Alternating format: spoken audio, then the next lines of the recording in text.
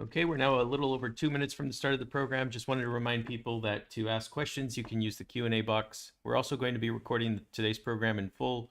You can find the recording on the Facebook channel for California Preservation Foundation or the YouTube channel for CPF, and also on our website for the page for the Home Safe Home program page. We will be sharing some resources and other PDFs with people after the conclusion of the program. So keep an eye out on your email inbox for those. And today's program will occur from 5 to 7 p.m. Pacific. It's the final of a 6-part series, and you'll find the full series on the website and the social media channels of YouTube and Facebook. So we'll start here in about 2 minutes. Today's program is also being closed captioned. You can click on the Show Captions button on the bottom of your screen. Once that occurs, you'll see a caption on your screen. You can also hide that if you'd like by clicking on Hide Captions. And we also will have a full transcript of today's program available.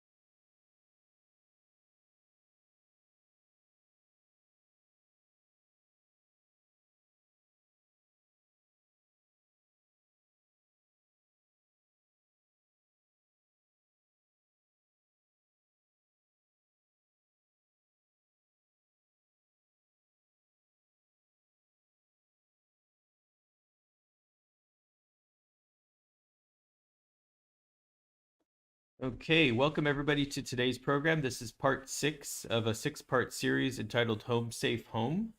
And today's program will be from 5 to 7 p.m. We have 3 presenters today. We also have time for questions, plenty of time for questions, so we encourage you to use the Q&A box, as mentioned earlier, by clicking on the Q&A button. For any other communications, you can always use the chat box. We're making a full closed caption transcript of today's session, so feel free to email us if you need a copy of that. We'll try to email it to you at the end of the program. I also wanted to introduce the first person who will be introducing the program today, who is our State Deputy Historic Preservation Officer, Julian Polanco. So Julian, welcome to tonight's program, and the SHPO has been one of the great partners for this series, so we look forward to hearing your introduction, and then we'll turn it over to our speakers. Thanks so much, John, and thanks everyone for being with us. As John mentioned, I'm Julie Polanco, and I have the great honor of being your State Historic Preservation Officer. And this is the last of 6 webinars in the Home Safe Home series that was funded by FEMA, the Federal Emergency Management Agency, in conjunction with our Office of Historic Preservation. I'd like to thank our partners, the California Preservation Foundation, Page and Turnbull, Mel Green and Associates, and Structural Focus for putting these together, being great partners and great teachers and great collaborators. We really couldn't have selected a better team, and we're just thankful for their time. I also wanted to acknowledge the OHP staff who have been on this project, Mark Huck, John Saunders, our Deputy SHPO and Tribal Liaison, and Tim Brandt, who, as you all know, has retired. And then acknowledge that we have a replacement for Tim Aubrey Marlette, who is with us today as well. And I just want to thank staff for all they do every day and for helping with this. And we hope these webinars have been helpful, instructional, and also that you can add and contribute to helping us all learn better how to preserve California's rich and deep, beautiful resources. So thanks so much for being with us. And with that, I'm going to turn it over to John Leshek of Page and Turnbull. Thank you, Julie. Let me make sure I'm unmuted here.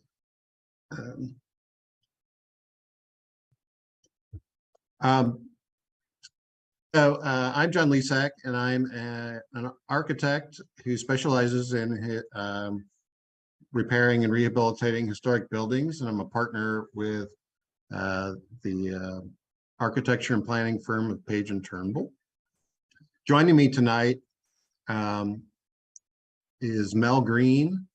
Mel's a structural engineer and a historic preservation specialist with Melvin Green and Associates. I think I feel like I've been doing this 30 years, and that's a long time, but Mel's probably got another 20 years on top of me, and he's a wonderful resource. And we're so pleased to have him here this afternoon, or this evening. Also joining me is Sarah Brummett. And Sarah Brummett's the director of Page and Turnbull's Preservation Technology Studio, which is about 10 people. And those are the nuts and bolts people really about how to get buildings repaired and rehabilitated and upgraded. So this is the last in a series of 6 workshops that have basically run once a month since June of this year. The first 2 really focused on what makes a home historic, and then what are the guidelines for appropriate alteration, change, and upgrade to historic homes. The next 2 workshops, workshops 3 and 4, focused on the basics of seismic retrofit. What are the risks? What parts of the state have a little bit more risk than others?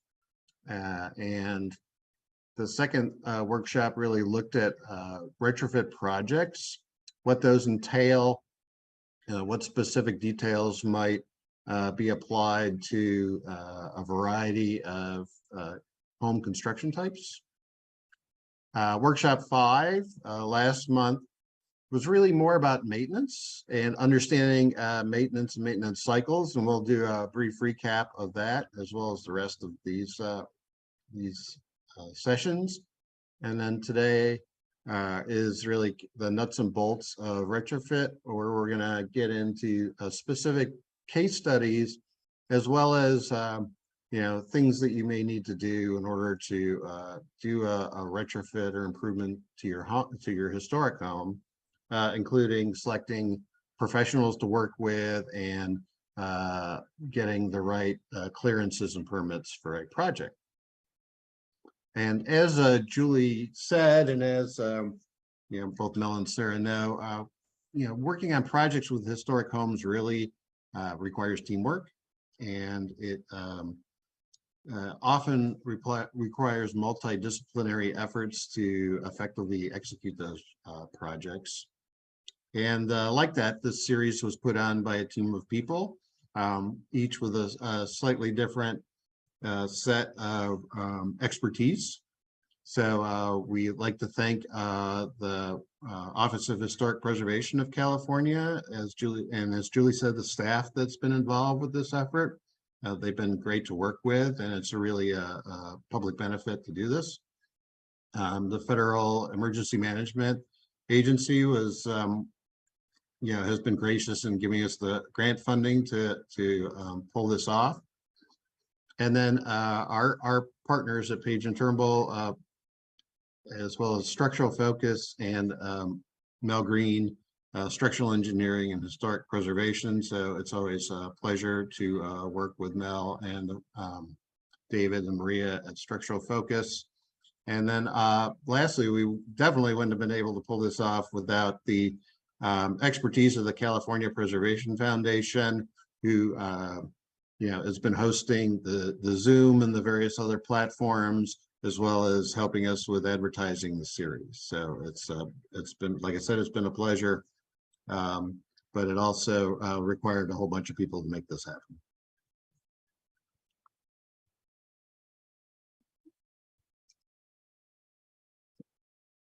Sorry, it's a little touchy.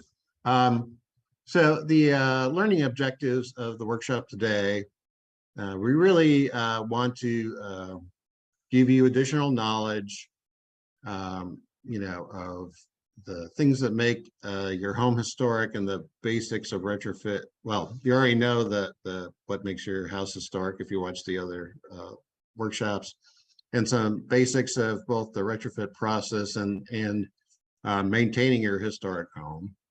As a follow-up to that, today we'll learn how to apply the lessons learned through a couple of case studies. How to work with the budget and select both qualified architects, engineers, maybe other consultants and contractors as well. And then some tips on how to understand and navigate local permitting and approval processes, as those requirements can vary from place to place. So here's our agenda for today. We're going to do a brief recap of our last workshop. And then we're going to look at 3 case studies: a wood-framed multi-story house, an adobe multi-story house, and then a single-story mid-century, which is a little bit more theoretical. We're going to look at selecting and working with qualified professionals. We're going to look at local permitting and approval processes. We'll pause along the way to take questions, but we'll also leave time at the end for questions. And then we'll do a brief summary of the series as a whole. So with that, we like to know who's in the audience. So John, you have I believe you have a poll. So we're interested in where you live, what part of California, or if you're not in California. So if you could fill this, click on the right selection.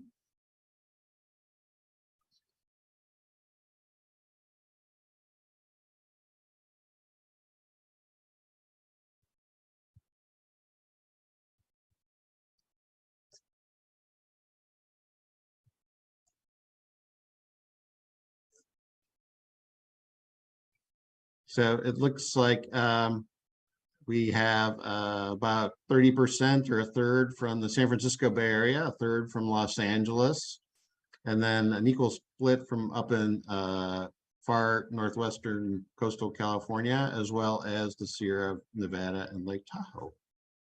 Did we get anybody from out of state this time? Oops, we had a few, but I lost the information. And scroll down. So we also have one person that's outside of California. So thank you for joining us. All right. And then next, did you attend workshop 5 or any of our prior workshops?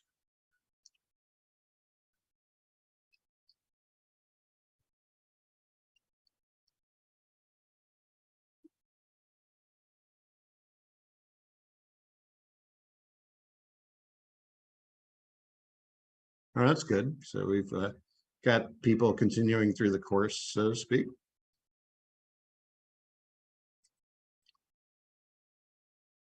And then the last question is, in what capacity are you interested in this topic? Are you a homeowner? Are you a designer? Are you a contractor? Do you work for a city?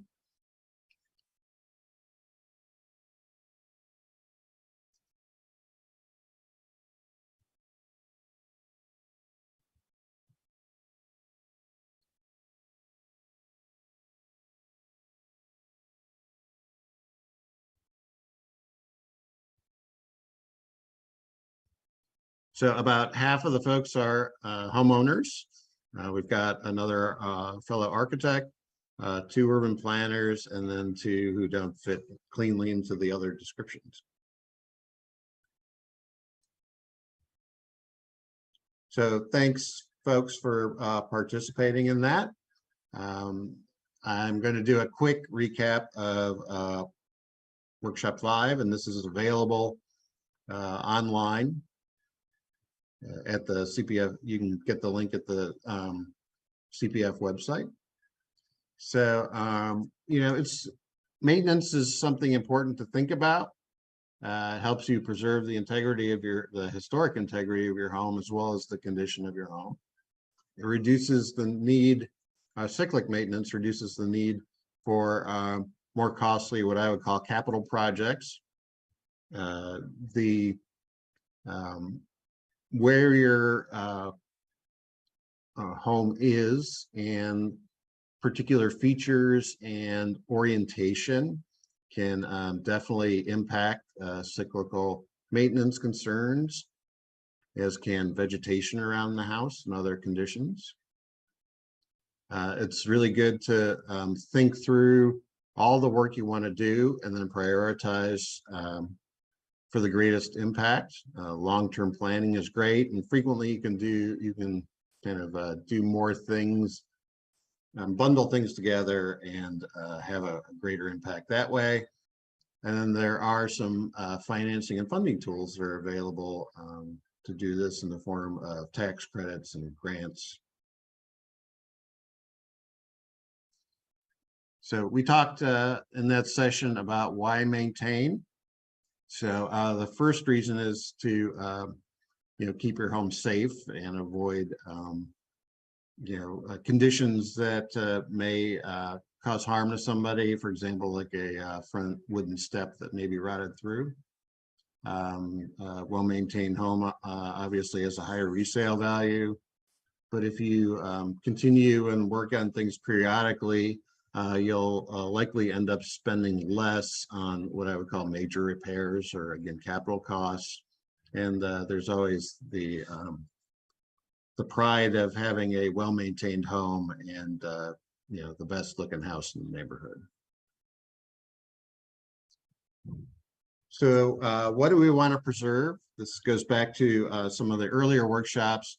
We really, as preservation professionals, we really want to focus on character defining features. So those are the elements, architectural components, and sometimes relationships between those, which establish the visual character of your home. They're the physical parts of both exterior and interior, and they're the ones that are important to keep and preserve.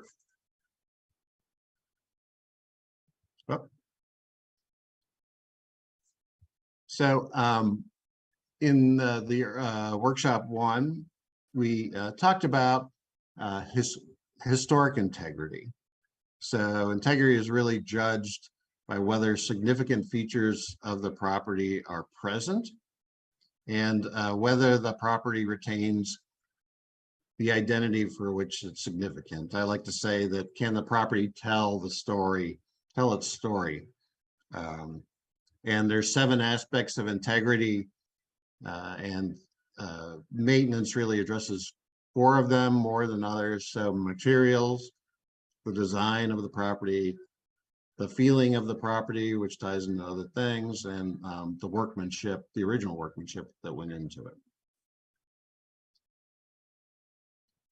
And it's important to note that integrity and physical condition are not the same thing. A house can have all of its original fabric and tell its story very well, but it could be in really poor condition. And similarly, the house could be in very good condition, but a lot of the materials have been replaced. And some of the workmanship has been lost. So while it's in good condition, it may not have historic integrity. So it's important to understand that they're not the same thing. We frequently find people confusing those 2 things. Oops, sorry. So when we think about developing a maintenance strategy for a property, what I like to refer to as service environment, or where the house is located, means a lot. Does it get cold? Does it snow? Do you have to worry about freeze-thaw damage? Do you have to worry about the effects of salt, sand, and wind and sun? Are you on a hillside? Do you have to worry about fires? All these different pieces are critical when you're thinking about maintenance of your property.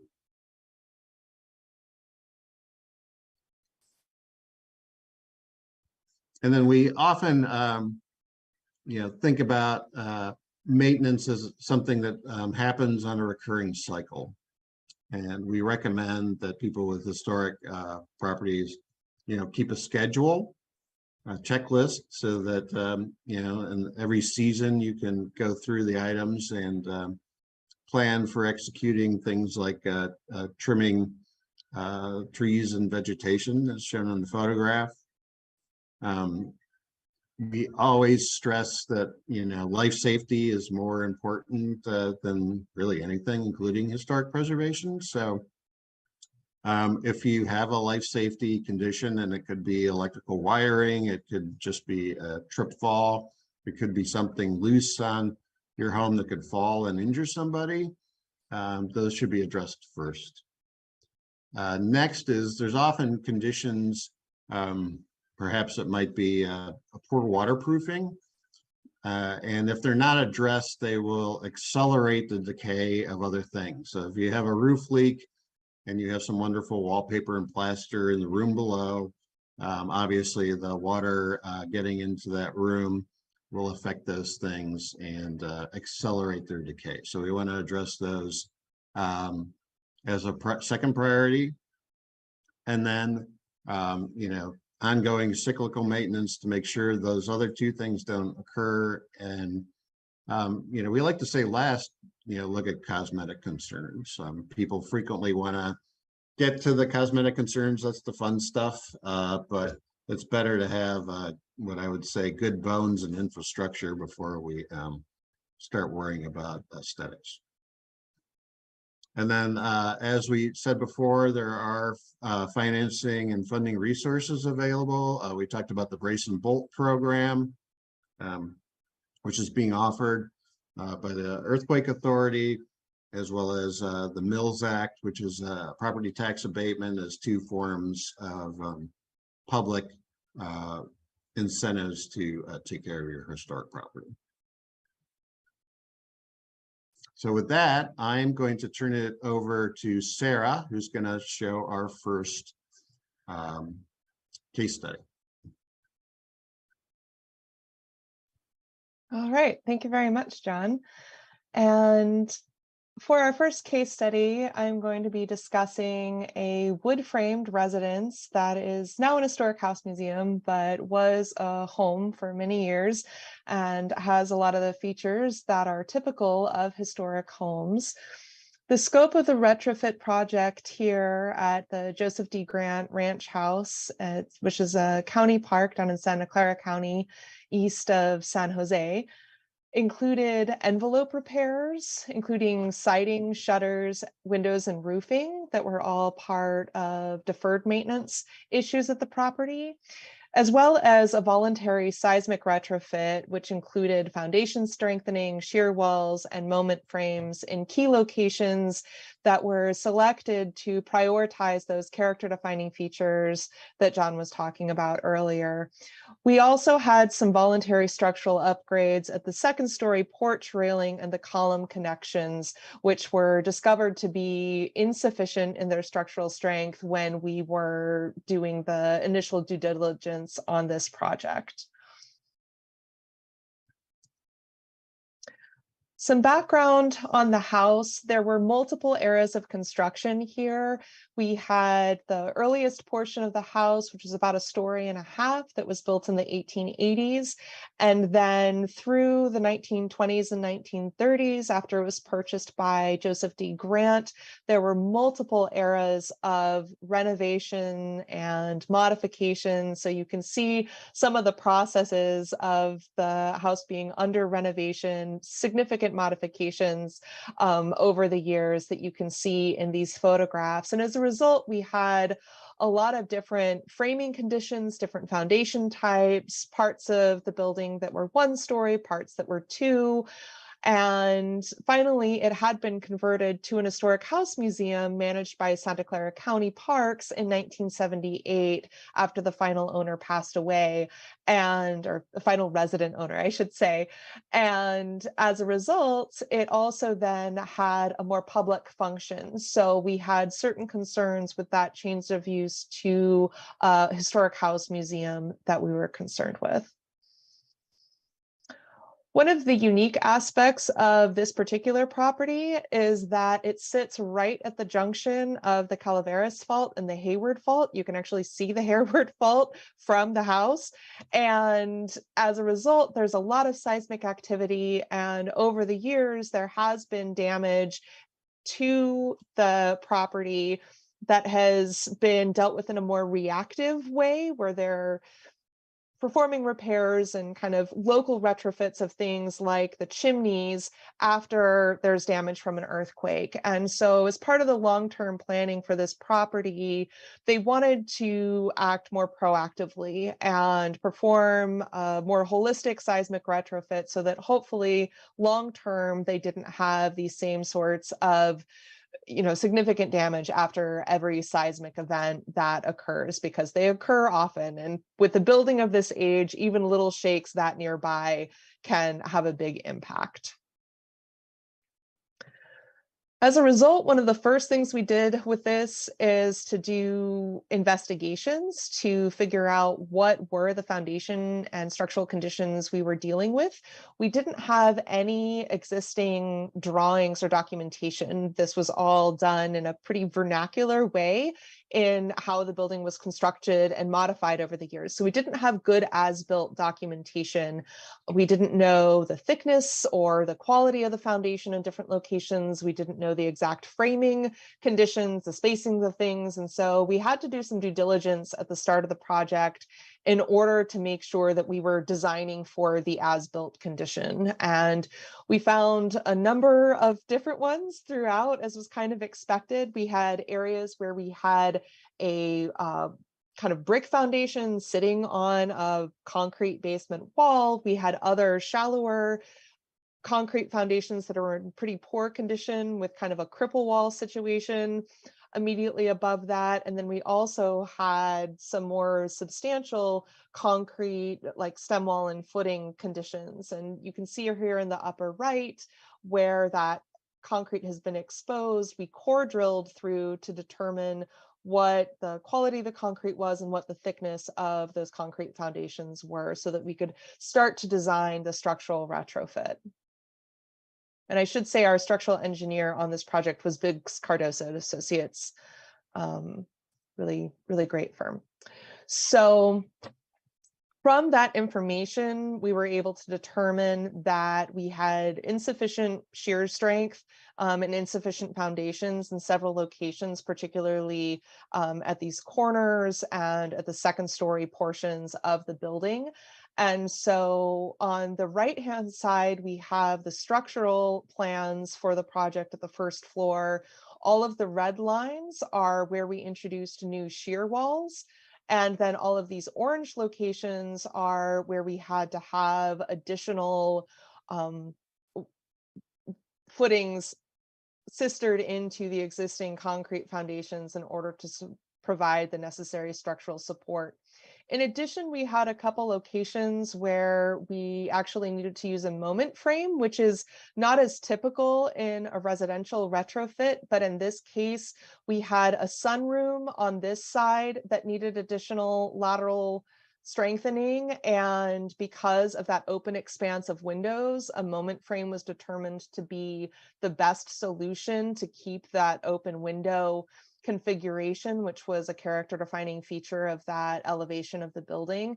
And then we also have a moment frame on this porch side where we again had several windows that were considered to be character defining, and there just wasn't sufficient wall space because of the fenestration on this side of the building to introduce a shear wall to get that strength. So taking all of that structural upgrade into account, and these red lines over here are overlaid then on the architectural plans, we also had to figure out which side of the wall was best. We talked about this a little bit in some of our past workshops for those of you who attended those, but there's always, if you're introducing a shear wall or a moment frame into a certain part of your building, it's going to typically thicken the wall to a certain degree and also require the removal of some type of wall finish so that you can attach that shear wall or other structural upgrade to the load-bearing parts of your building, to the structure of your building. And as a result, in most cases, because of the shiplap siding that we had on this building, we chose to put the shear wall on the exterior.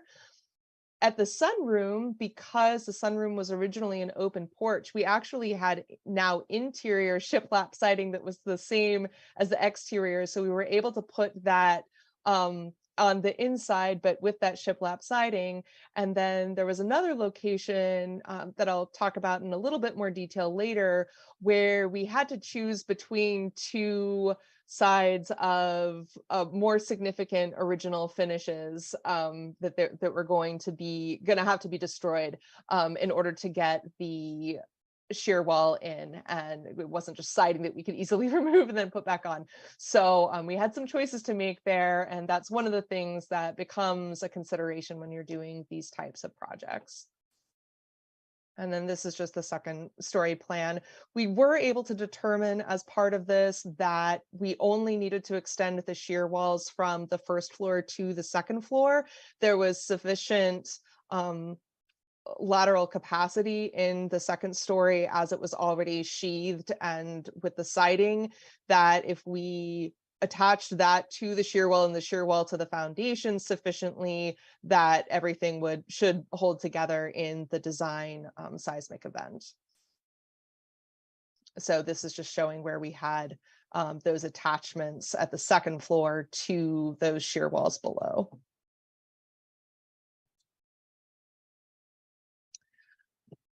As I noted when we were looking at the photos of that exploratory work that we did for the foundations, we had several different conditions that were discovered. And as a result, we had a few different approaches to how to retrofit these foundations. On the left-hand side, and these were all kind of the three typical conditions throughout this particular project. So on the left-hand side, we have kind of the most typical, which is where we had just the exterior shiplap siding, the interior plaster, and we were able to excavate a little bit out from the foundation at the exterior side and angle a bolt down through into the existing foundations so that we could bolt through that way, but no additional shear walls or capacity to that foundation was added. In the middle, we have the situation where we were actually sistering on additional concrete footings that we're then attaching into the existing concrete foundation, adding a new plywood shear wall at the exterior side, and again having that angled drill down through so that we weren't disturbing the interior finishes where we had either significant flooring or significant interior wall finishes. And then finally, on the right-hand side, we have a condition where we have an interior shear wall. This was happening at the kind of that basement location, where then we could also do a more typical brace and bolt, like clip type retrofit with the epoxy anchor bolts down into the concrete walls, clips and new Simpson ties between the floor framing and that foundation and those bolts, and then clip that up into the near shear wall at the interior. So here's some examples of that in action. So that's that middle detail where we have that sistered on. That's this location here at the front, or an example of it. And you can see the reinforcing that's been doweled into the existing concrete foundation. And then the new footing was poured in this location here. And then this on the right is the finished condition after that's all been filled back in, the siding's back on over the shear wall, and everything's looking bright and shiny and almost finished. So this is that interior location where we knew we were going to have to lose historic finishes on one side or the other. And in this case, because so this is the wall where the shear wall needed to go. Obviously, on this side, we had this gorgeous historic wood paneling and stair that we didn't want to disturb. And so we made the decision to install the shear wall on the back side of that, which was in Joseph D. Grant's historic home office. And you can see here where we salvaged the historic interior trim. We installed the shear wall and the additional structure behind it. This is when it's opened up before that plywood has been installed.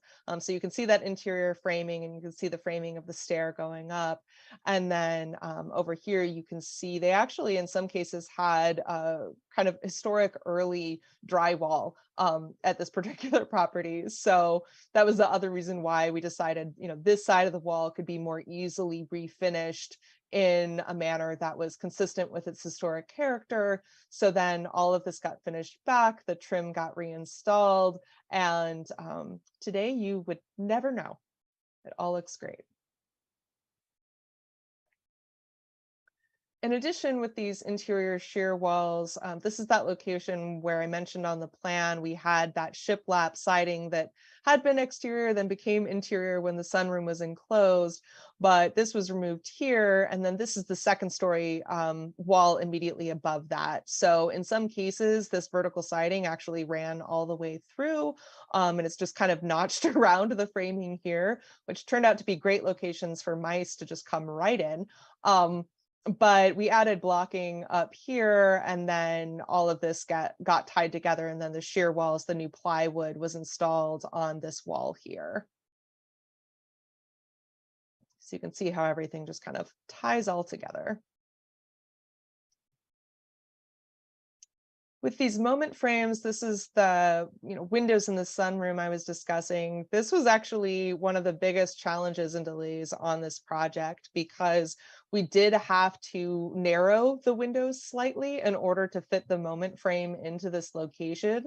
And figuring out how to do that in a way that visually made it look like it was still the same size as the other side was a real challenge. It also happened that the way when this particular chimney, which had been reconstructed as part of an earlier seismic damage response, the way it was clipped to this part of the building, it had started to settle. And so there was about 4 inches of settlement at the center of this room that we had to try to make up visually. So we actually spent months trying to figure out how to do this particular part of it. And eventually this window got a little narrower to match this side, and then these stayed their original widths to correspond more so with the windows on the other side.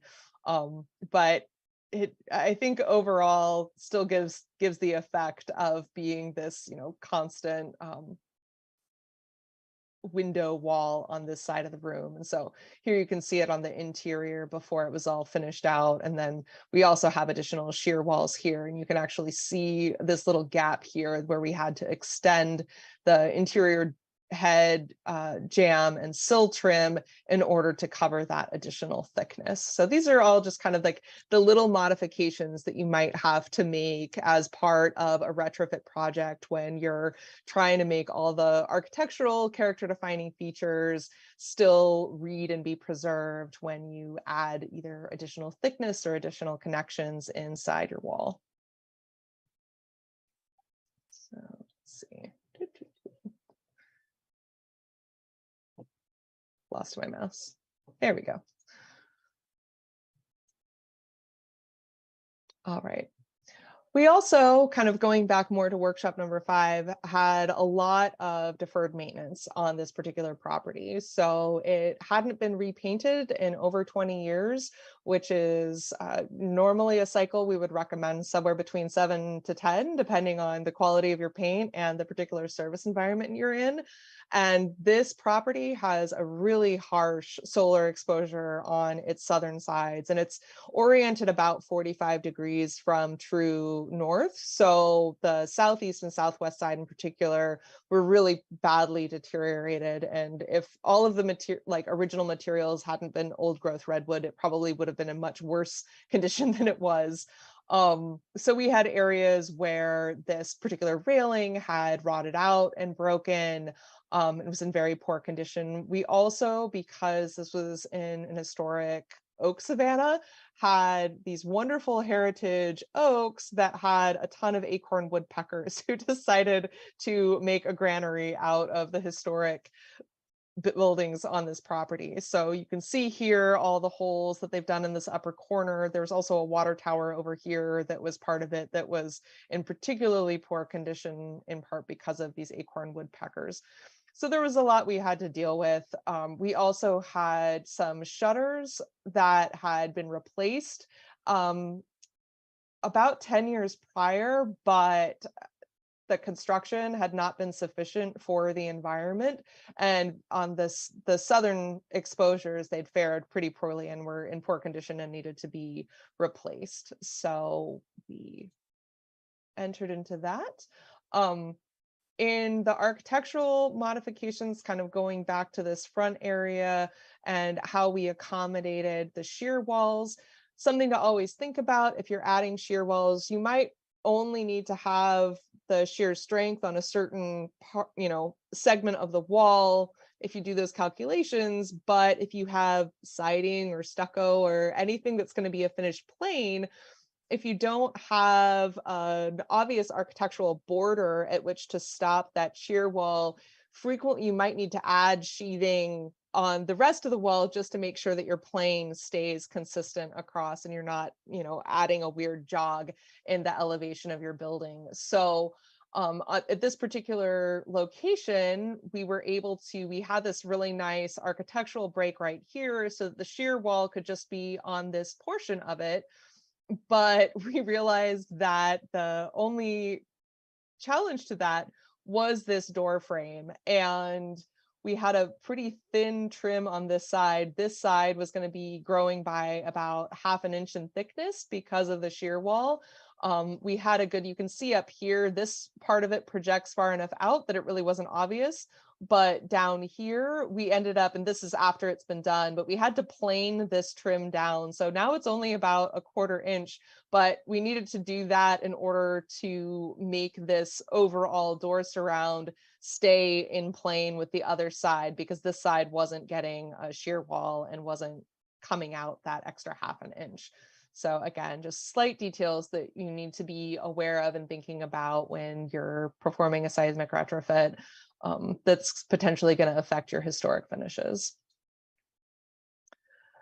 Going back to the kind of deferred maintenance issues that we had in areas that needed to be replaced in kind, as we discussed in workshop number 5, the priority is always to repair things before they have deteriorated beyond repair. So performing that cyclical maintenance, hopefully long-term, means that you're not having to replace things. But when you do need to replace things with an historic house, you should be replacing them in kind as much as possible. And so here are some locations where we did have to replace trim or around these. We had this beautiful redwood surrounds for the gutters, but this upper curved portion was a particular favorite of the acorn woodpeckers. And by the time we arrived, this upper portion was pretty much just putty. They had been patched so many times from the holes from the woodpeckers. So this bit needed to be replaced in several locations.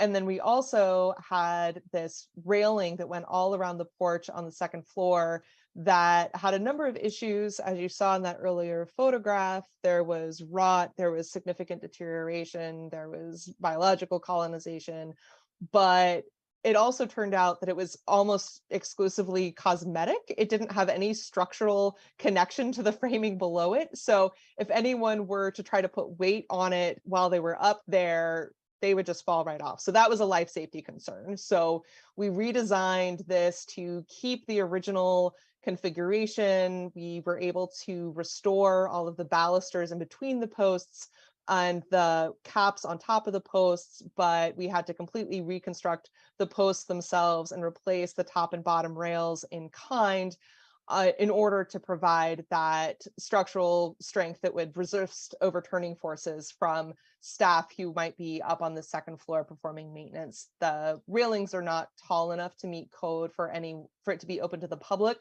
but staff still need to go up for maintenance concerns. And so we wanted to make sure that this was at least something that would support their weight if they were up there and happened to trip or just lean on it. We didn't want them to go toppling off the edge. So finally, this is it on the grand opening back in June of this year, and looking all bright and spiffy. One of the considerations that we had, and we talked earlier about prioritization and that, life safety concern, which obviously were the seismic concerns, as well as that railing. And then, anything that's going to drive additional deterioration for your interior. So the fact that our envelope, the windows, the siding, the roof, were all in poor condition, and we did have water damage on the interior of this building, those were the priorities for this project. There is more interior restoration and rehabilitation that needs to be done, but as part of this first big capital project, we focused on the seismic strengthening and repairing the envelope so that then whatever they do on the inside is protected. And with that, I will pass it over to Mel for our next case study. Can you see my cursor going here? No.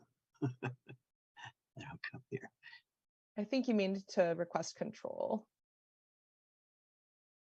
Just my humble request. There we go. All right, all yours. Okay, well, I'm going to talk about two types of buildings that are not as common, but both in essence are masonry.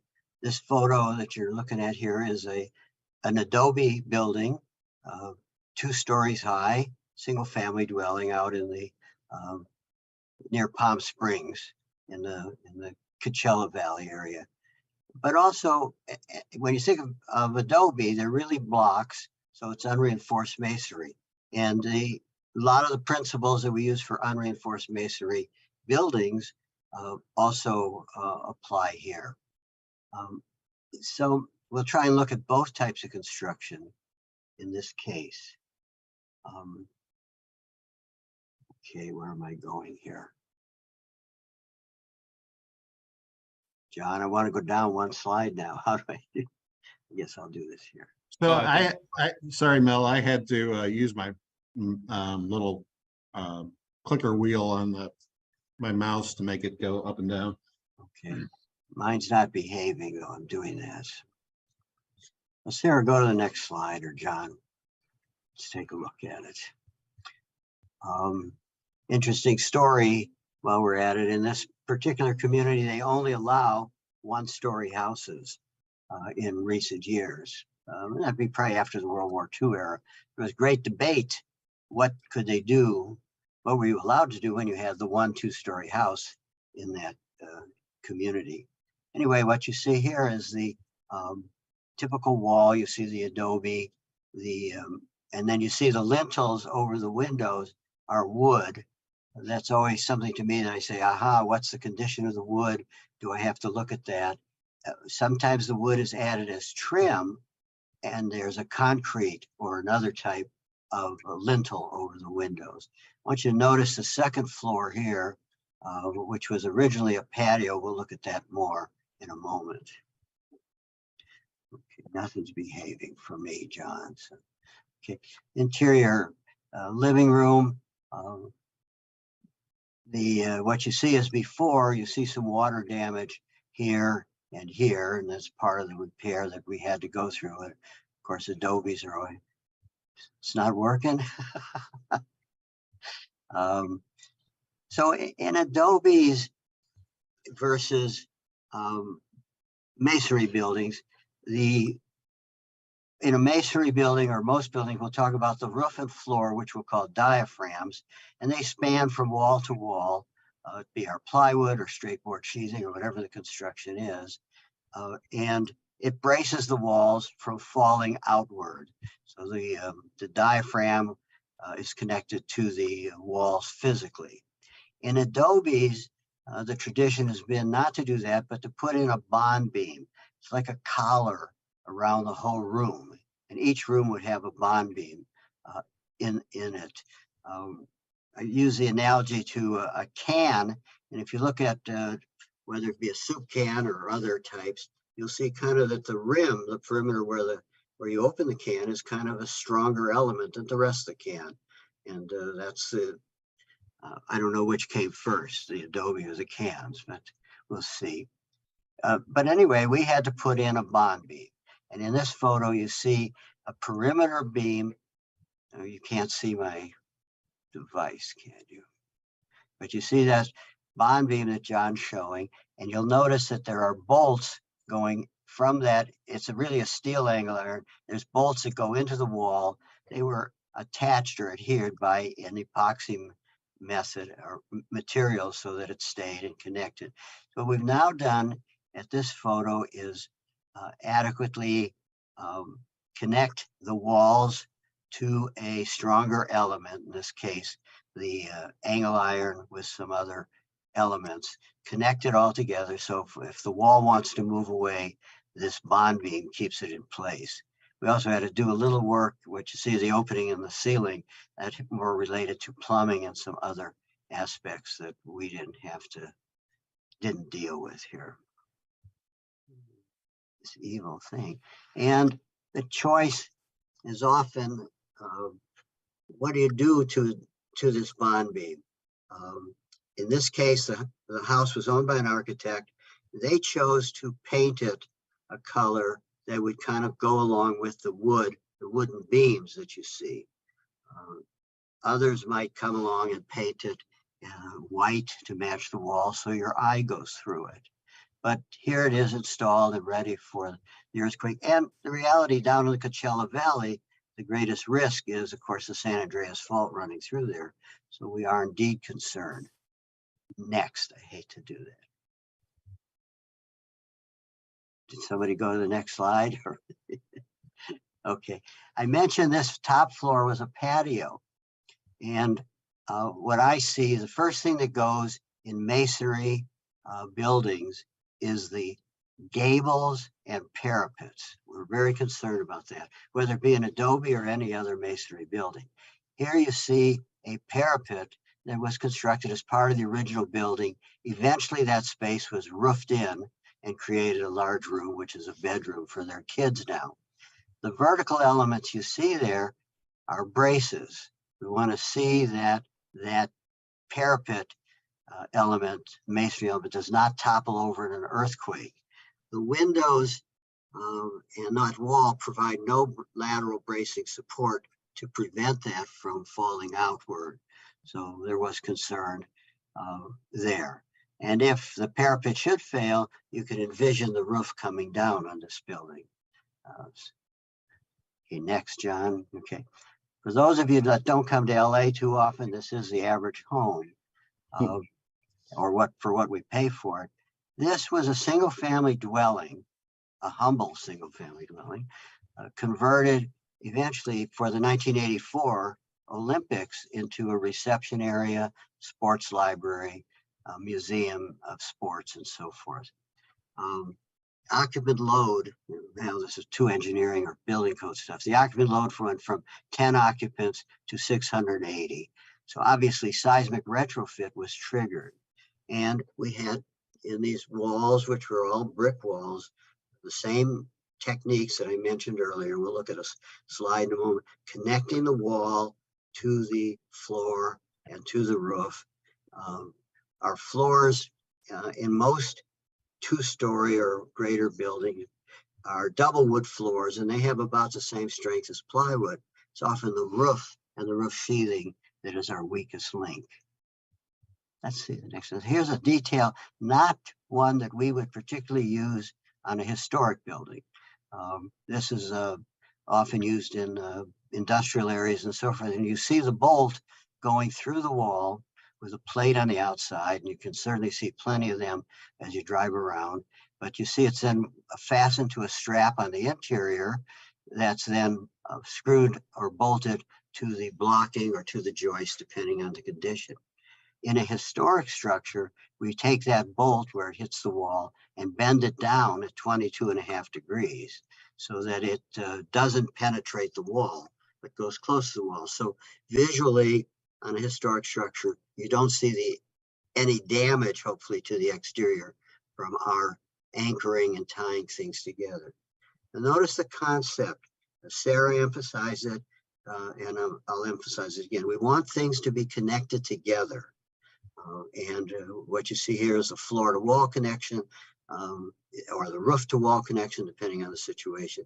You saw it also in some of the slides that Sarah had just shown. Let's go one more slide here. And this is a picture in an attic. Now, in an attic, we're not doing quite the elegance that you may want in the rest of the building. But you notice against, this is a parapet in essence that you're looking at, and the floor. I don't think it's plywood, although we may have laid some plywood over it. And you see an angle iron there at the base around the perimeter. That's the bond beam. And you notice that the bond beam is fastened to the wall with bolts. And then to connect it to the diaphragm or to the ceiling in this case, we put these straps in there so that they're screwed to that. The length of the screw carefully considered so it doesn't penetrate the ceiling. And that provides our bond beam around the perimeter. But we also wanted to brace the parapet or that element of the wall. So what you see is it's not that high, but it was too high. And so we had to put these braces in, and we connected a piece of angle iron to the wall that you see there with a bolt that's epoxied in place, and then this diagonal piece of angle iron coming down and fastening to the ceiling or to the joists or whatever elements are below that. So again, we try as engineers to look at each element and determine its risk and then what the alternates are for retrofit. And I've tried to show just a few here for a small percentage of our building stock, but masonry and unreinforced brick or other material type buildings. I think that's my last slide there. Yeah. And I think John and Mel, I think you both had some comments on this more like an Eichler type or mid-century home and this post and beam construction and some of the particular challenges of these types of homes. Well, let me mention a couple points. Jump in front of John here. And, it's the walls that brace the building. If you think of a box, just a cardboard box, and the lid on it, if we can get the walls solid and the lid connected, we've got a pretty good structure. We call these box structures. But without the walls, there's not as much resistance. That's why Sarah, in her example, had to put in that steel moment frame because they had the open sides, two sides of that building that were open, and there was no means of bracing that. I think these homes have lacking walls. You notice that on the right side of the floor plan, the garage is set back. And if you remember from lesson number 3, buildings with different heights or different setbacks, we want to make sure that they line up. But the front of the garage has no lateral resistance and no walls nearby. We'd have to do something. We'd probably work on the roof with some straps or other steel pieces to tie it all together, again, so we wouldn't have an impact on the interior. So there's a struggle with these buildings, but they can be strengthened reasonably well to perform well. John, you have anything to add? Well, I think you're right. I think when we're talking about preserving historic character, a lot of the character as you can see in the photograph, are these very, very clean connections where, windows have mullions between them, but the mullion is actually a post. So a mullion, can you see my arrow there, Sarah? So yeah, kind of running up and down. Yeah, that's supporting the beam. So it's really a post and beam construction. But to get those connections that you're talking about in, you have to be very thoughtful in your design. And you start to have kind of specialty connections where you can't just go to the hardware store or the dealer and buy some clips and straps and start to put them together. You really would want to think carefully about how all these things are connected. So those connections become quite challenging in a situation like the window and the cantilevering roof. So this is a different model of Eichler home. I do think you do have the siding all the way around, and like we were talking about this before, and Mel said it's the cheapest plywood you can get, but you do have the ability to take it off and put something under it and put it back on, or replace it with basically the same material. So there are opportunities to strengthen walls for sure, but the trick is still the beams and the posts. Right, and the challenge in this one, right where your arrow is the wall does not go all the way to the roof, and I would struggle with this and compromise my principles and probably perhaps taking the window on the far left and depending on what's there, but trying to fill that space in to get some shear resisting element. Or I could use some X bracing of thin steel rods at some of those windows, which would give me some lateral oomph this way. So there are ways to solve these problems. They're not the ordinary way. To take some careful thinking. Very thin X brace. Yeah, but I would make mine straight now. Yeah, you have to make it straight. Shaky hands, as my son would say. Right. And I think another thing to recognize, you can go to the next slide, it'll apply to that as well, is these are all wood members, and maintaining them can be a challenge. So they're susceptible to decay and insect infestation, and they're such an integral part of these. The homes are quite striking, that you need to make sure you're doing your maintenance and make it, and that your roofs aren't leaking. And when you get little areas like let's see, like my drawing tools here, kind of like here, where the beam isn't necessarily protected from the elements above, you may need to put some type of cap flashing on that.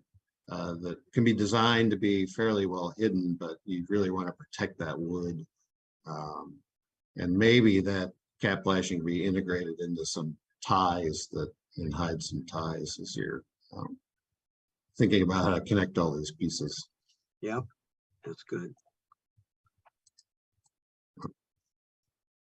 So those homes provide a very unique challenge for structural strengthening.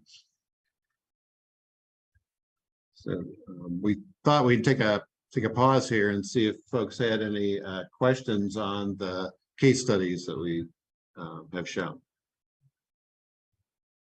I don't see anything in the chats, but you can add something in the Q&A box or in the chats as well.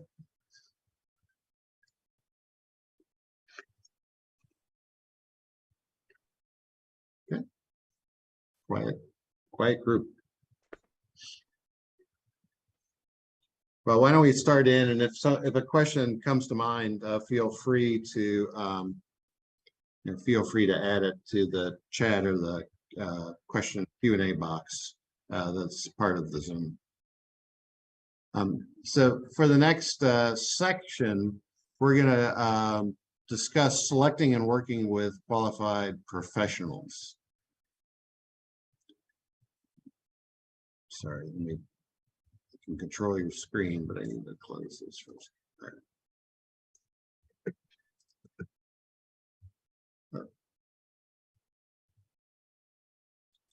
I can do it. So it's helpful to start by defining, what is your project? What's the scope of the project? And I thought it'd be good to in this case, use building code definitions. So the building code really classifies projects around existing buildings and historic buildings in three types. So there's a repair project, which is really rebuilding or taking measures to renew any part of an existing building, either for the purpose of maintenance or to correct damage or decay. So in the project to the left, we did some repairs to the windows and siding, and it was pretty minimal, but it was just either replacing things in kind or new paint or some wood consolidants to make sure things would last another 7 to 10 years, as Sarah said. Then there's projects that are alterations. So I always chuckle because the definition of that is, well, it's not a repair and it's not an addition, so it's everything else. But it really is a change or modification in construction. It could be a change in the occupancy. So, Sarah's project may have been defined as an alteration, or structural repairs to an existing building or facility. So I put a box around that one because most of the projects and work that we've been talking about in this series would be classified as alterations. In the case of this, we did do a bunch this is again a very stately home, but this one's up near Palo Alto, and we actually moved the front steps forward to add a ramp, and we did some structural repairs on the inside that demonstrates that.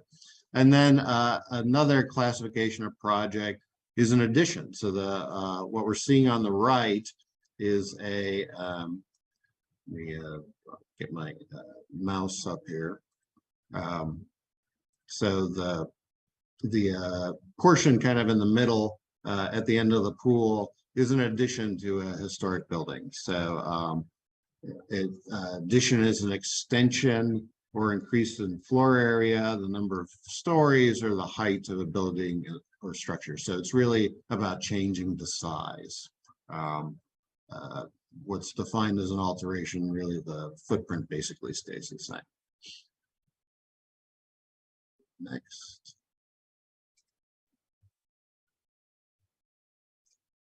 So I skip through. And then there's project execution. So we talked about this a little bit in workshop 5, but there's options. There's different options to do these projects. So repair, frequently you can do it yourself. You could hire a qualified contractor, and as you can see, we're emphasizing the fact that people are qualified, that they've worked on historic buildings and understand that there may be some differences. Well, there are some differences between working on a historic building and working on an existing building, and there's a difference between working on existing buildings and working on ground up or new construction too.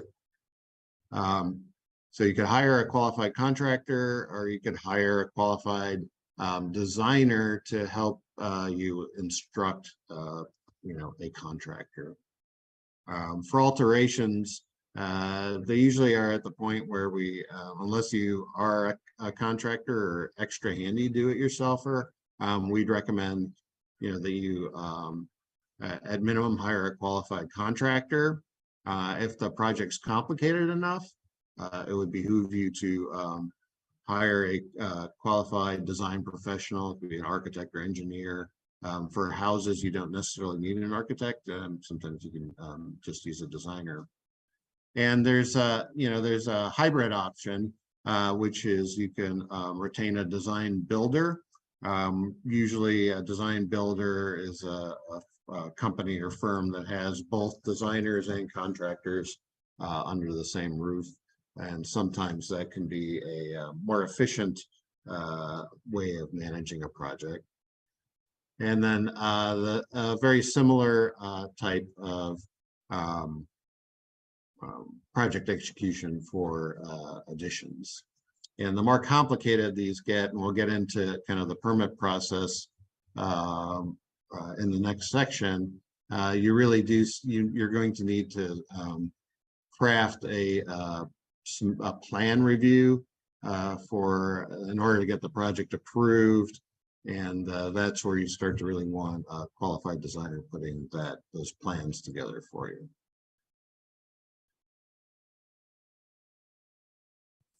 So some considerations for hiring a professional, whether it be a professional designer or contractor. Obviously, there's cost. So there's the actual price of doing the work. There's time. Time is money. So, understanding, can the person I'm working with get things done in an efficient and quick fashion. That's been a little more challenging through the pandemic and even a little bit before, just because it's been difficult to get supplies because of supply chain issues. And then it's important to think about changes. So you will discover things in the course of a project like this, and you may need to make some adjustments while the project's underway. So how are those adjustments paid for? Is it clear? Is there a method put in place? And is it straightforward? Then another thing to think about is quality. Does the professional have a good reputation? I would ask if they've worked in the city or municipality that you're working with. Do they have some familiarity with the people and processes that exist? Do they have experience? And can they back that up with references? So down at the bottom, we give a little bit of a recommendation. So we usually like to see a minimum of 5 years working on historic residences, plus 3 to 5 examples of similar projects with location given so you can go see them. Ideally, they're close by, and context so you can call up and see how their experience was working with this professional. And then, it's interesting, the more experience you get, I think the more that you realize that these projects are about people as much as anything. So, is it a one-man shop? Are there staff? Are the staff qualified as well as the person in charge? There's probably going to hire, for more complicated projects, there's going to be consultants. So, we may retain Mel to be an engineer on our project, and occasionally vice versa. Mel may retain us to give him some architectural assistance on a project.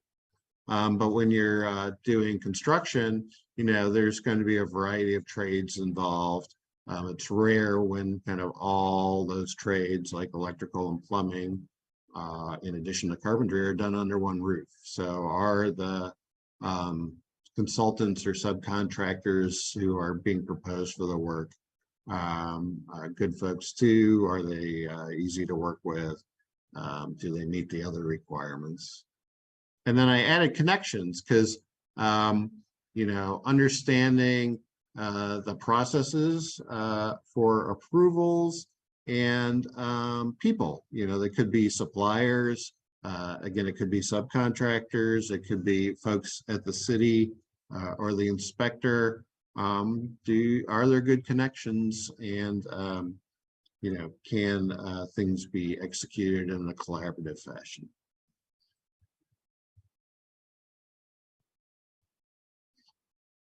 So, when retaining people, either from either a contractor or even a designer, it's really important to define the scope of the work.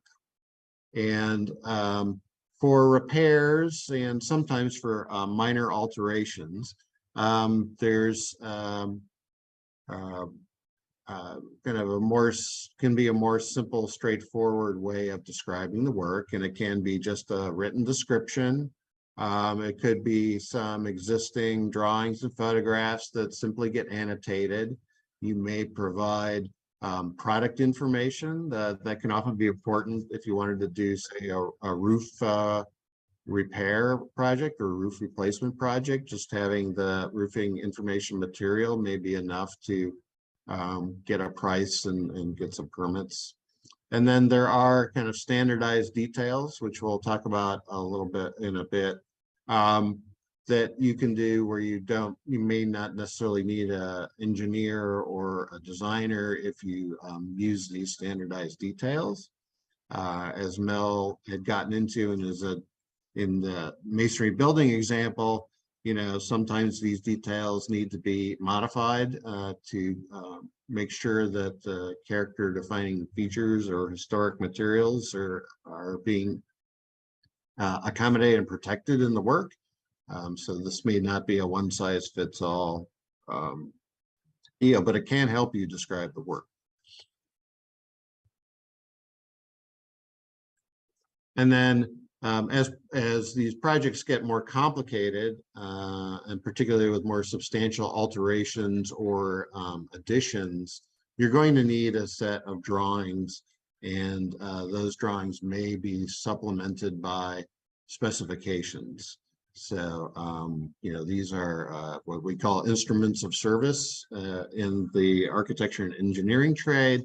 But they're essential to getting a project approved, and they can also be very helpful in retaining contractors to do the work. So budgeting for your project is key, and this is a update on what we talked about in workshop 5. But there's what we would call hard costs, which are the construction costs, and there are soft costs. There's also what we would call direct construction costs, which are just materials and labor. And then there's total construction cost, where you have to add on things like supervision, what they call general conditions, which could be scaffolding to do the work. Total construction cost and there's factors like insurance, and sometimes you have a bond. So those add to the direct construction costs, so you end up with a hard cost. And then there's soft costs. So design services, engineering and architecture are frequently considered soft cost, as maybe legal fees. But soft costs also include what in the industry we call FF&E, which is furniture, fixtures, and equipment.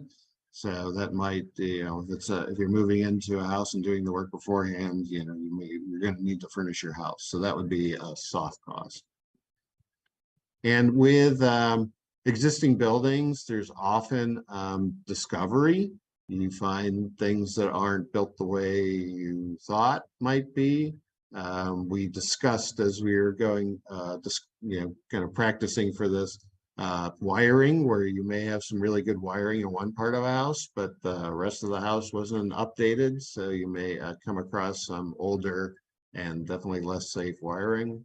So we tend to recommend for historic projects that you carry an owner's contingency, or a construction contingency, or both ways it's described, that allow you some flexibility should these unknowns pop up.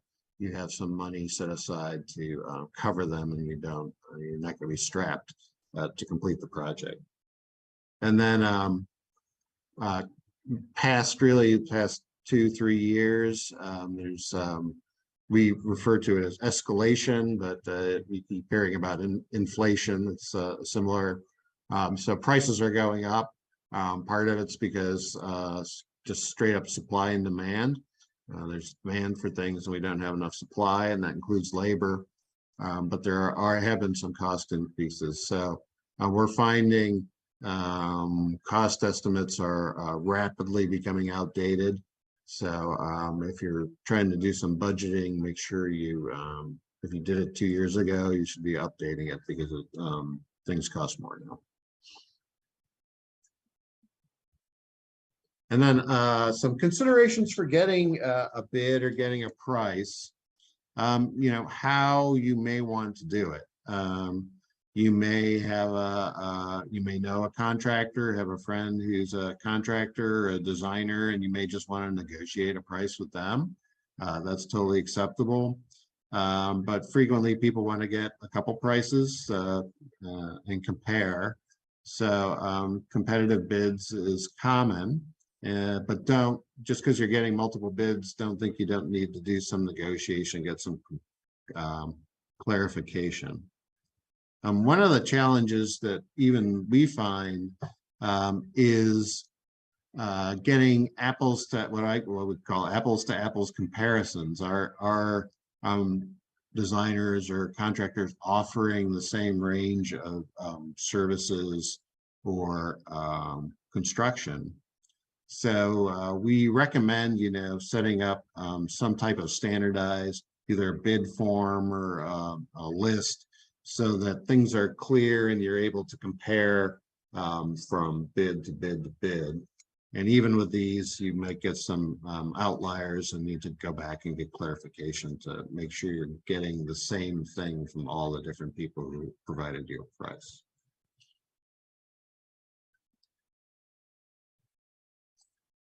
And then you will enter into an agreement, with either a contractor or a designer. So you need to consider some terms for agreement. The American Institute of Architects offers a huge range of agreements, both for design professionals, but also between owners and contractors. Would be considered short forms. This would be the type of thing you would have for your house. But things that you want to think about are the price. So is it a fixed cost? Some contractors like to operate, particularly specialty contractors for houses, like to do what they call cost plus. So whatever their materials and labor cost, they'll just charge you directly, plus 10 or 15% for profit. That can be straightforward, but sometimes it's hard to predict what the ultimate end cost will be. But it's one of those, it's kind of an open book, so you get to see everything month to month. And like we said,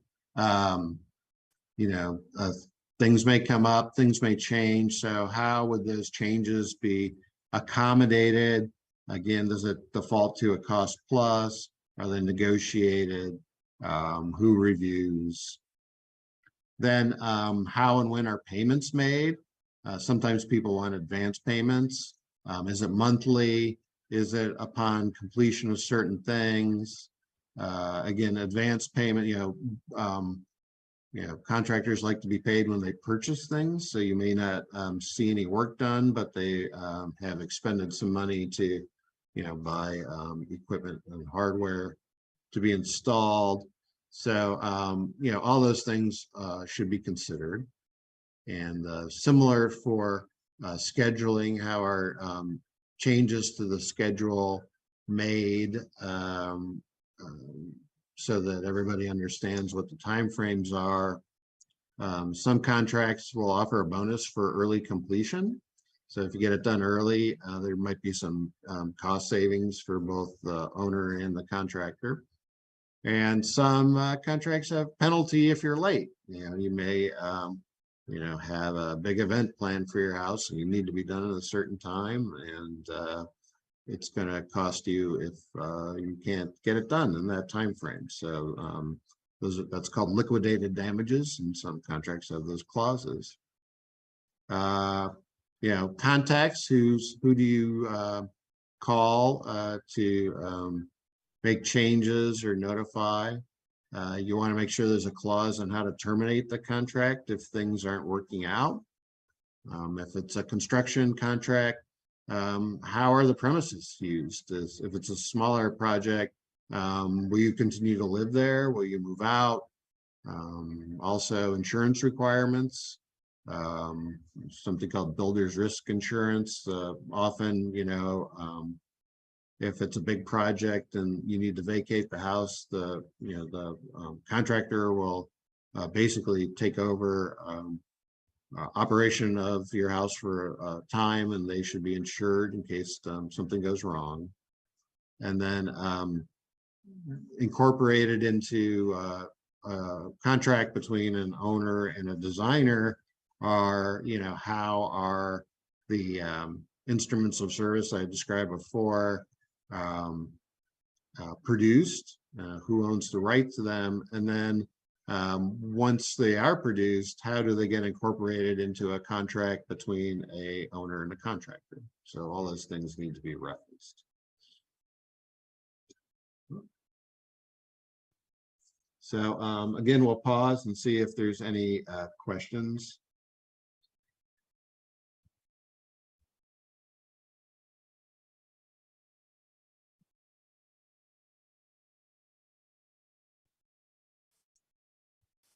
Okay.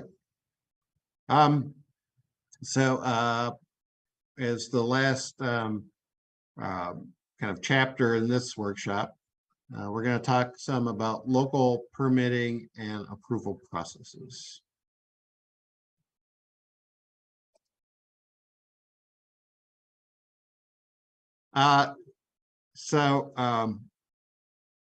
Processes for approval vary widely from place to place, municipality to municipality. And they can change when staff changes, when city managers change. So don't be surprised if you did a project in one city and moved to another city, and it has a different process.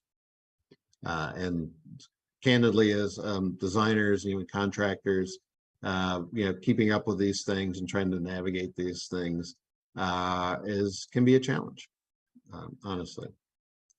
So a couple things you want to determine are the jurisdiction, and I put in plural, jurisdictions that you may be dealing with.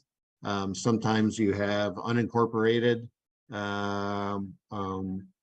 places where you might be going to the county, or sometimes the county may be providing select services to a smaller town, and for example, fire department coverage, and you may need to go visit the county fire marshal in order to get something signed off or cleared. So don't be surprised if you have more than one jurisdiction. And then understand the historic designation. Is the property designated? And there's different levels of negotiation, as we said earlier. And then occasionally there will be some agreement, like an easement or a contract, that may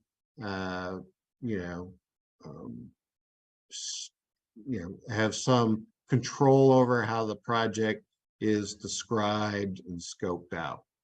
And ideally, you have an idea of the scope of your project when you start to navigate this process. And then again, it's about people. So we recommend that you meet with staff people and have them walk you through the process. If you have them kind of identify the process, and if you don't understand it, have them explain it. And it's good to understand where the decision-making points are and who's making those decisions. Some cities may contract out some of these processes. So you may have a local contact, but they may not be the ones who are reviewing and ultimately approving your project. So because of these things, we recommend that you be patient. We have to remind ourselves constantly to be patient. These processes are hard and bigger, can be more complicated in bigger cities, like Los Angeles and San Francisco. But you may end up in smaller places with people who don't have as much experience, particularly dealing with things like the state historic building code or the existing building code. So you have to do some education.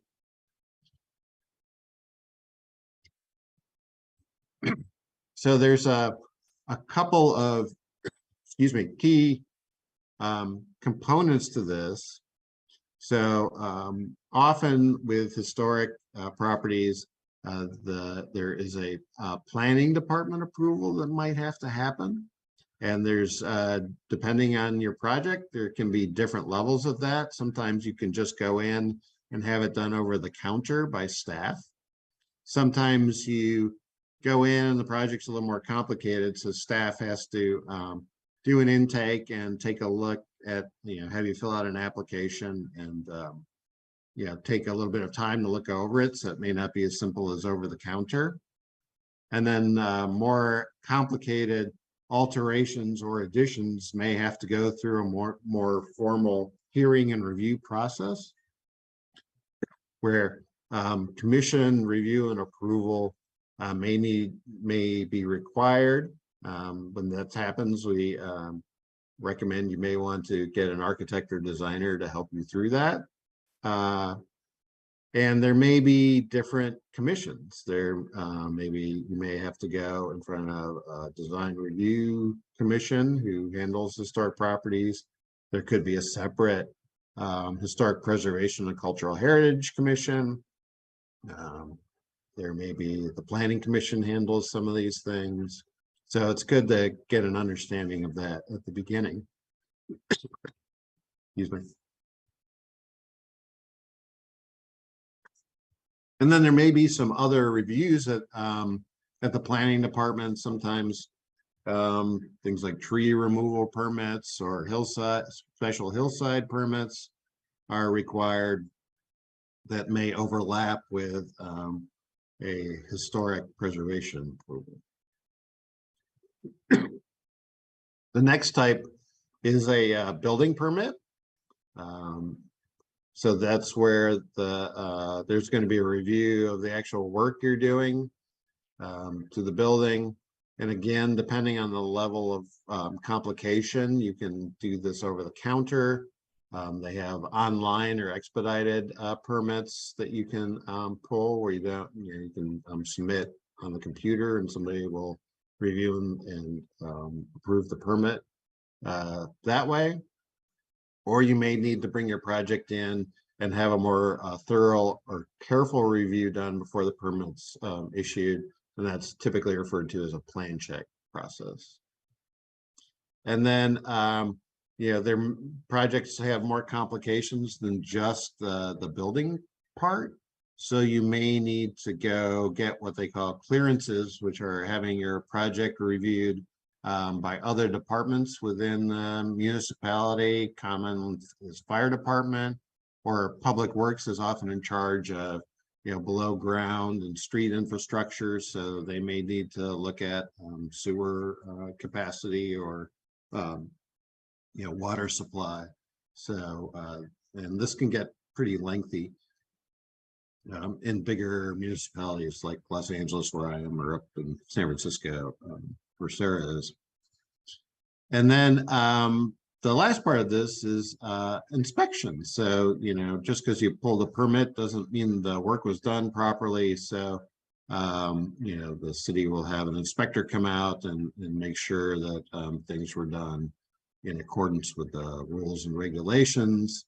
And there often is a kind of a final sign off at the end that says you're done and you have done it in accordance with the application. So we're back to our project types. And when we're looking at planning approvals, these are some of the common planning approvals that exist. So for repairs, such as like paint or roof, frequently you can have that done at a staff level over the counter. And again, you can just bring in the material that you want to re-roof with. And there may be an appropriate material list of appropriate materials for a given historic building or architectural style, and they can check that and approve, and you can walk out with your planning approval. And then sometimes it's more complicated, and staff may have to take your materials and spend a little bit more time with it. Alterations can have a very wide range of approval types. So it could be as simple as these minor over-the-counter things. It could be a staff level, it could be a minor project where the staff does the review. Sometimes it could be a more what they would classify as a major project, but still it's not enough to trigger, or the city you're working in doesn't have a process for a more formal review. So that's just handled at a staff level. Again, sometimes staff has outside consultants that help them with reviews. Sometimes we'll review projects for compliance with the Secretary of Interior standards or local municipal historic preservation guidelines as a third party. And then at the end, there's kind of a major project review. A lot of the municipalities that have historic preservation or heritage ordinances in place have something called a certificate of appropriateness that they grant, and that usually requires some form of commission review. And then for the addition, it's typically a major project review at staff level, or it goes through a public commission process. There are you can do like small additions in many places, like 200 or 500 square feet, depending on where you are. And those may not need a big formal review. But if you're planning an addition, be prepared to have a planning approval before you even get into the building permitting process. So this is we worked with the city of Orange on some of their Eichler neighborhoods, which were designated historic districts.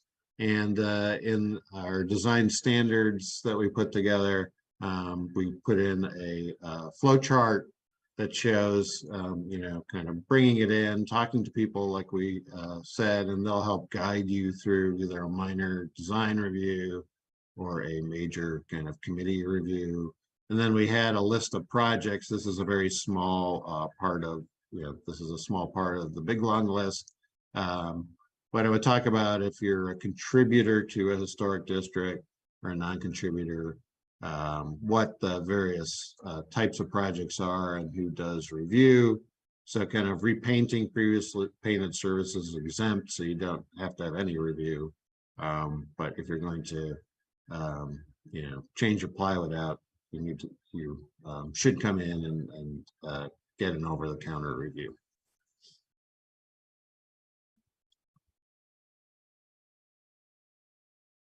And then a similar thing for building permit applications. For repair, you might be able to do over the counter or submit something online to receive your permit. Alterations, again, have a pretty wide range, so you may have to bring something in for a formal plan check. But you may be able, depending on kind of the type, and if you can use standardized details, you may be able to do a quicker version. And then for addition, you almost always have to do a plan check process. So, the building permitting process, like in summary, it does depend on the size and scope of the project. There are standard details, and I showed one earlier for cripple wall and foundation, anchoring to a foundation. And if you use those if you can manage to use those standard details and preserve the character of your property, you may avoid calculations or stamps by licensed engineers or architects. Big or non-standardized projects almost always require plan checks and drawings and calculations by a structural engineer. And then there's clearance sheets for all kinds of things. So on the right here, I've got an application for permit. This one's actually been issued. There's a little, it's hard to see, but up in the upper, sorry, I should turn on my tools here so you can see what I'm pointing at.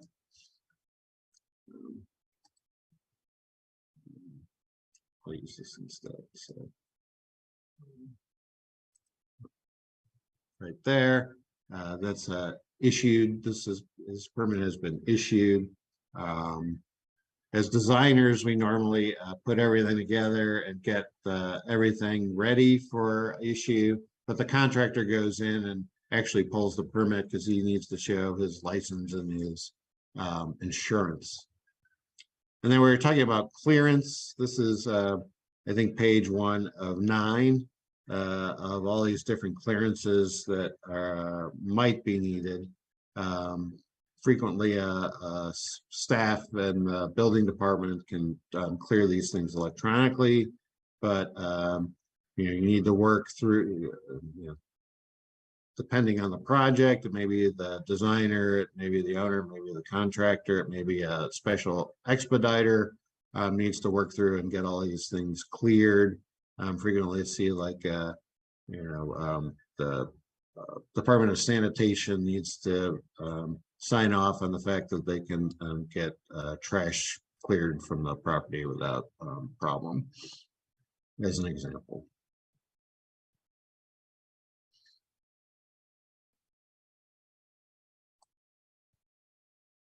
Yeah. And then Mel, you put this together, and I think it was a good, we both Sarah and I think it was a good summary of this process. So what do you need?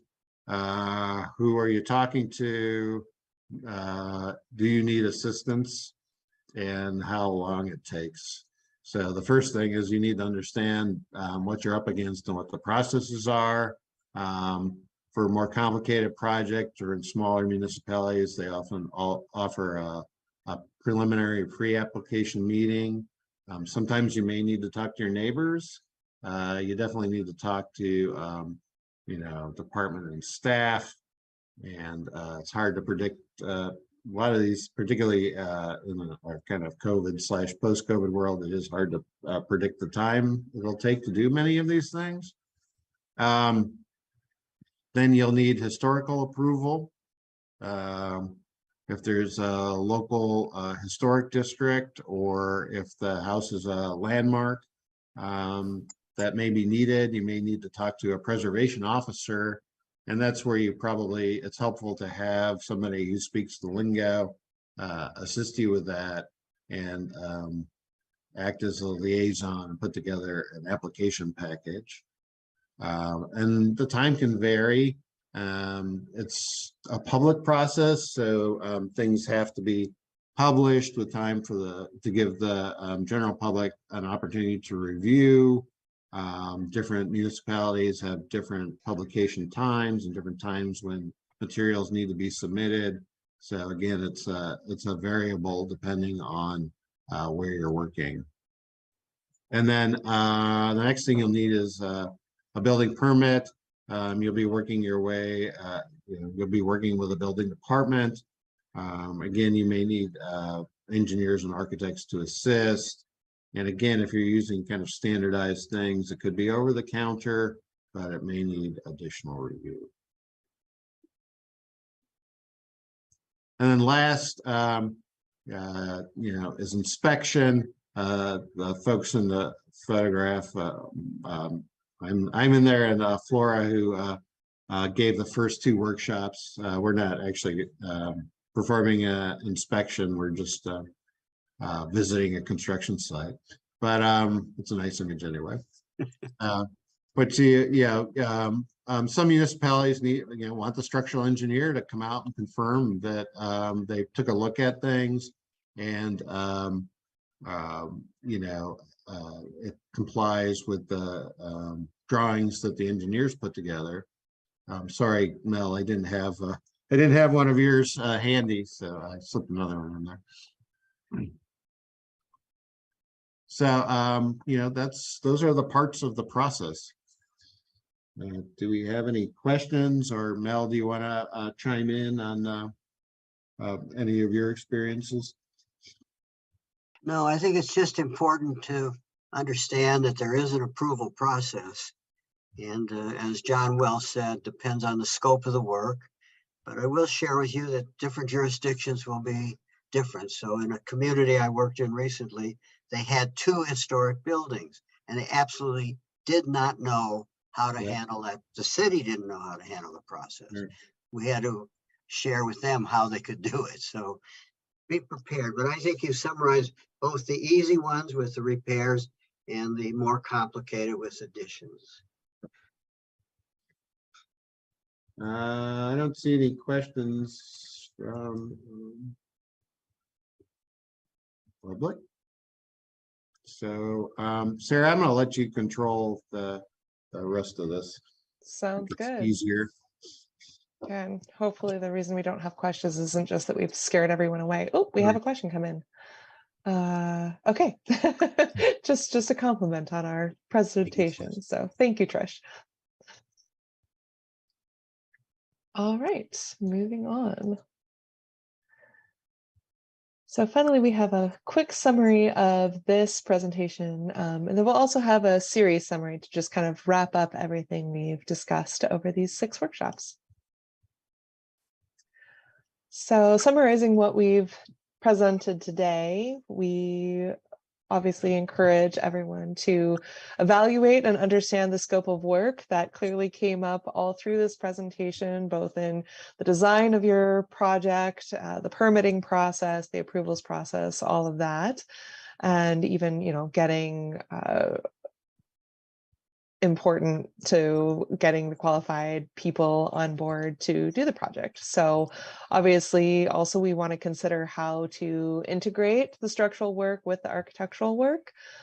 We've discussed options for prioritizing the tasks and how to consider phasing. If you're going to have, if you have some life safety concerns that need to be addressed first, then you might think about what you can do now, what you can do later, how to move things along. And then we discussed how to work with and find qualified and experienced contractors, engineers, architects, and other consultants you may need in order to execute your project. And then John just gave that wonderful review of all the ins and outs of whatever local permitting and approval requirements you have for getting your project going. But our really most important takeaway from this part is it's really important to get a permit for any of the work that you're doing. It's very important. We really can't stress that enough.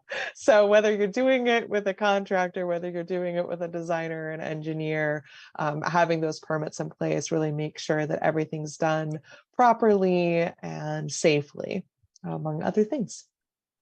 Yeah, I think there's two little things to add there too. Sure, yeah.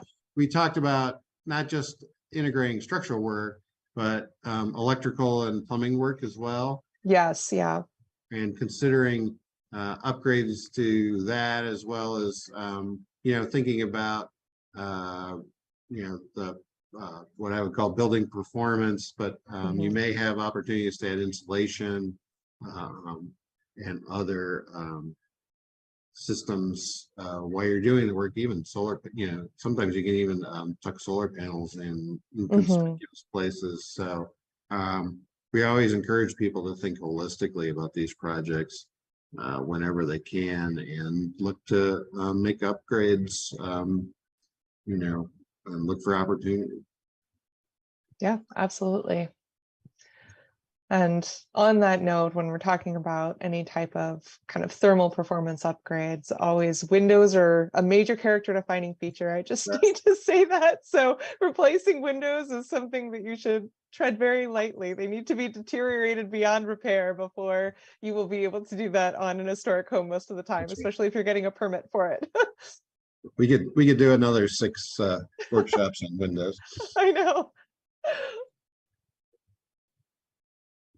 All right. So I have one last, not the last opportunity for questions, but any questions specifically related to this workshop.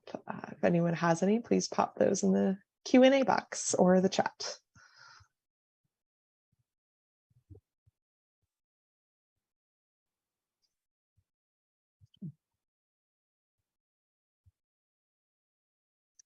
All right. Well, there'll be another opportunity, so I'll go ahead and move on. We're just going to have a quick summary of the full series. Obviously, we just summarized workshop number 6, but we'll do 1 through 5 just very quickly here. So with workshop 1, we discussed what makes a home historic. And the key takeaways from that were the historic context, so your theme, the place, the time, its historic significance, whether it's associated with a particular event or person, design or designer, and any informational potential if there's archaeological information on the site. And finally, historic integrity, which we also recapped a little bit at the beginning of this presentation. It all ties together. So we have materials, design, feeling, location, association, workmanship, and setting. And this here is just an example of, very similar buildings, but with different levels of design and material integrity remaining. All started off the same, but obviously have been modified over the years. So, to do a quick recap on that first one, to be historic, a building needs to fit in the history. It needs to be significant within that history, and then it needs to have enough physical features to tell people the story of how it's significant within that history. So all those pieces act together to craft a historic resource. And then once you have that historic resource, you really want to think about proper treatment of it. And we use the U.S. Secretary of the Interior standards for the treatment of historic properties. There's 4 standards. There's preservation, which we talked about in workshop 5, and we may get to again. There's restoration, taking something back to a specific time period. There's rehabilitation, which is either updating for contemporary use or changing the use. And then there's reconstruction. If should a historic resource be lost, there's the ability to rebuild it. And most of the time we work within the rehabilitation standards. And when you think about guidelines for structural systems, you want to first understand what's historic, figure out those character defining features, then protect and maintain them. Ideally, you repair, and then you could enhance the existing. If things are beyond repair, you can replace them. And then we talked about, some additions or changes for new use. And there's a little hierarchy. So you want to determine original or character defining materials first. That's that character defining features piece. Then retain and repair them. If you can't repair them, replace it to match. And occasionally you can't replace things to match. Then if you need to make an alteration, it should be compatible with the historic character of the building. Next. Alrighty. So in workshop 3, we discussed the seismic retrofit basics, and Mel can probably expand on this a little bit, but we looked at seismic vulnerability in California and pointed out that there are very few regions in California that are not vulnerable. We discussed how to identify commonly found construction types for single-family homes. We obviously touched on that some today, that most of the single-family homes are wood frame construction of some kind, but we do have masonry construction as well and some other types here and there. We discussed the seismic vulnerabilities of those types and also the provisions within the California Historic Building Code that deal with upgrades. And finally, also discussed the potential phasing for retrofits, which was kind of come up throughout this. Mel, do you have anything to add quickly on this one before we move on to workshop 4? No, I think you've done it fine. So summarize it well. Thanks, Mel. All right, so workshop 4 really built right on workshop 3 with specific retrofit projects. And main takeaway for that one is really every improvement helps when you're doing any kind of seismic retrofit. So, it might be that you just start with making sure that your walls are anchored to your foundation, but you need to evaluate your house to do that. You need to look at the different retrofit strategies that might be available. Also, we discussed some retrofit techniques and examples. And finally, again, priorities and phasing, which has come up as a theme throughout this presentation. Anything to build on there, Mel? No, you're fine. Okay. Moving right along. In workshop 5, which we recapped at the start of this, we have, that maintenance is really important to preserving the integrity of your home, preserving the character of your home. It also reduces the need for more costly repairs.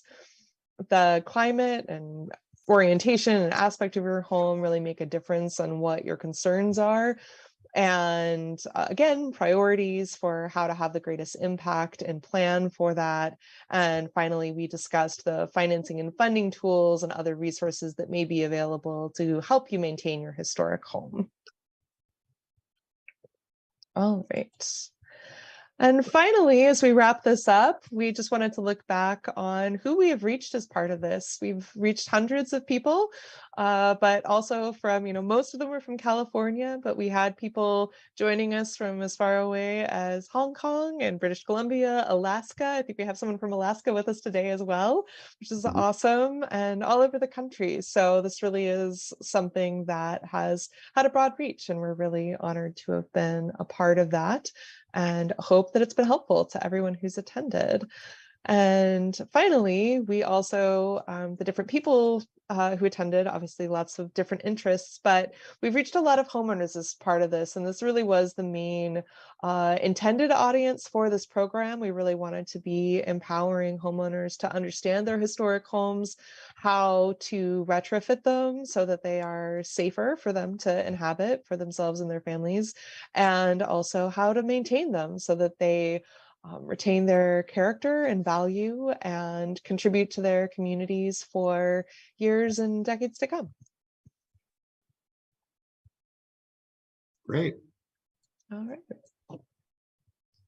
Wrap it up here. I can never find my mouse when I have 2 screens. There we go. Okay, so yes, here's all of the workshops in, and as John Heber said earlier, these are all posted on the CPF website and will be accessible. And if we have any final questions, please let us know. We have a few minutes left. We had a lot to pack in today, so apologize, it's kind of down to the wire, but definitely pop questions in the question and answer box or the chat. We got one, Sarah, and I think it's for Yes. you. It says, what was the cost of the first project? Yeah, I actually wasn't privy to the final cost to the county for that retrofit. So I know it was in the at least $1 million, probably a few. It was not a cheap project. And it took us 5 years to get it all the way through due diligence and construction. And the pandemic was part of that. So yeah, it was a challenge. Yeah, I've been warning people about costs. They've just been very hard to predict really over the past 3 years. And it's a challenge, and things what things cost in 2017 is not what they cost today. No, and on that one, we put it out to bid once and only got one bid, and it was very high. And so then, as is I'm finding pretty typical, the client wanted to kind of value engineer it and then rebid it.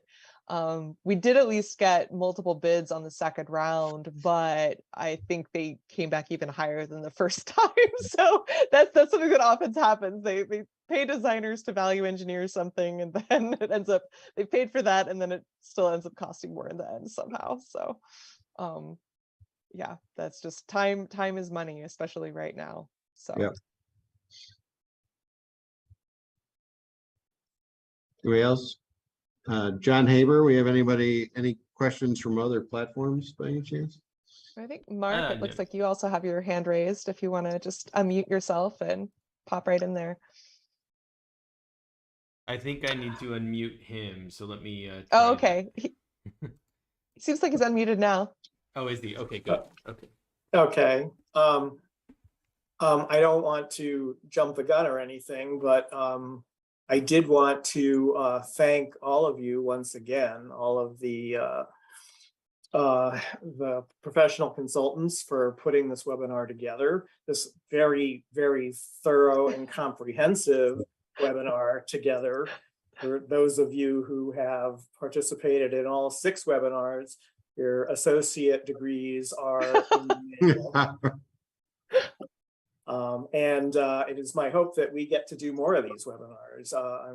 It exceeded our expectations on who we all connected with, and it's very much our hope that we do more of these in the future, starting with that offer of the window webinar. Yeah. Yeah, I'd like to put that together, actually. So Yeah. Mark, I don't think Mark was introduced. So Mark is with the State Office of Historic Preservation, one of their architects. So thanks, Mark.